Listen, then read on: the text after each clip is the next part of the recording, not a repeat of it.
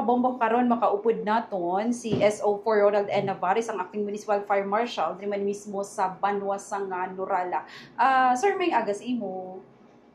Good morning, Bombo Rachel, kag sa tigpalamati sang Bombo Radio Coronadal. Okay. Sir, may nagluntad nga sunog kaina sa Manuel Rojas Street sa Barangay Poblacion, driman mismo sa Nurala. Sir, pwede mo ba masaysay kung ano ning natabo kaina, sir? Yes, ma'am. Kagina, around 1:19 sang kagahon, may pabalo diri sa amon nga may nagluntad nga sunog dito sa Purok Mercado, Barangay Poblacion. So, kuan ini siya sa palengke mismo nga area. So, immediately, pagbalo namon, nag-prepare kami ka nagkadto dito. Apan pagabot dito, so ang sunog is ang kalayo is on progress na. Medyo dako na siya. Developing stage na gid siya, dako na. So, immediately, firefight, responde ang atong tatlo ka fire truck. So, kay ko mo palengke, nag-raise ako sang second alarm, nangayo ako sang bulig sa katupad nga Banwa. Ang pagkadto ko is Santo Niño kay sila ang pinakalapit. So, nag-abot ang Santo Niño. So, after that, nag-declare ako sang fire under control alas 2 ang kagahon. So, after a minute, na fire out naman namon. Mhm. So, Sa inyo initial nga investigation, sir, ano gid oras nagluntad ning sunog? so ang pagkabalo namon diri, so before siya 1:19 kay 1:19 kami ipabalo diri. So buot silingon, before sina na gluntad na ang sunog. So sa pagkita nila siguro nga dako nang kalayo saka sila nga nagpabalo diri sa amon. Mhm. Sir, kung makita naton dito ang area, ano to siyang building ang nasunog, sir? So ato siya nga building ginapanagiyahan ni Perez Building ang pangalan sa tuno.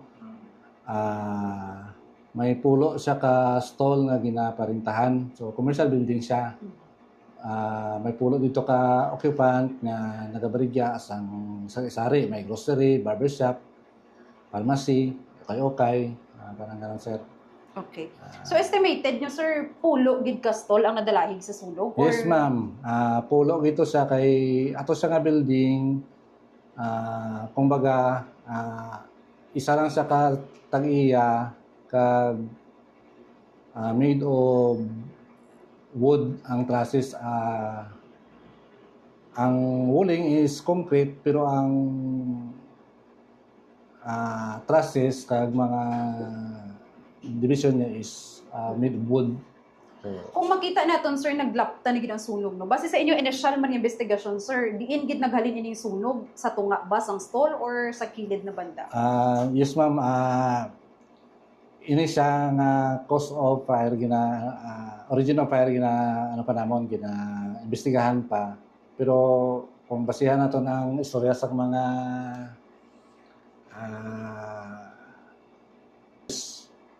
sa tunga daw siya nag-umpisa. Mhm. Pero subject for verification kag confirmation para sa Okay. Sir, may ara ba kita casualty sini nga nasambit na sunog?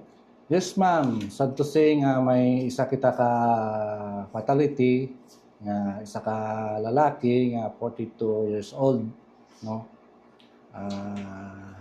Siguro hindi naton balaan kay so sa nakakita nga nakita man nila nga nagwa. So na ano na lang kami pagkaaga pagsanag na nga may nakita kami nga patay nga lawas dito. Aside sa napatay, sir, ning individual nga napatay, wala man sang mga napilasan gid o Wala na, ma'am. Amo lang tong isa aton na fatality. okay. Ma-identify nyo na ba sa karon, sir, kung pila ang estimated na danyo sini nga sambit nga sunog? Yes, ma'am. Base sa amon nga floor area nga may constant kami nga ginabasihan. Base lang sa floor area is 7,800,000 more or less. So, ina siya magbago kung sa panahon na makasubmit sang affidavit of loss atong mga natungdan nga nasunugan. Okay. Klarohon ko lang, sir, ano gani oras na fire out ni sunog? Fire out, ma'am, is ah 2:02. Mhm. Na fire out siya. Yes, ma'am. Okay. Last sir, tagaan-tag ka sang Sir, last po, mensahe niyo po sa lahat ng mamamayan at yun po, mensahe. Yes, ma'am, no. Dito po sa Bayan ng Norala, sa mga residente ng Bayan ng Norala, so kami sa Bureau of Fire, always namin pinapaalaala na talagang mag-ingat tayo. Kanya-kanya tayong bantay sa ating mga propiedad. Iwasan natin ang mga magkaroon ng sunog na tulad nito kasi medyo mahirap na pa-apulahin pag andyan ang sunog. So the best talaga is prevention talaga. Yan talaga ang kinakampanya ng Bureau of Fire, yung fire prevention talaga. So lahat na pag-ingat dapat natin gawin para maiwasan natin ang mga trahedya. Okay. Sir, ano po ang inyo na hotline para po mabilis matawagan ng mga mamamayan kung sakali man may mga ganito pong insidente? Okay, ma'am.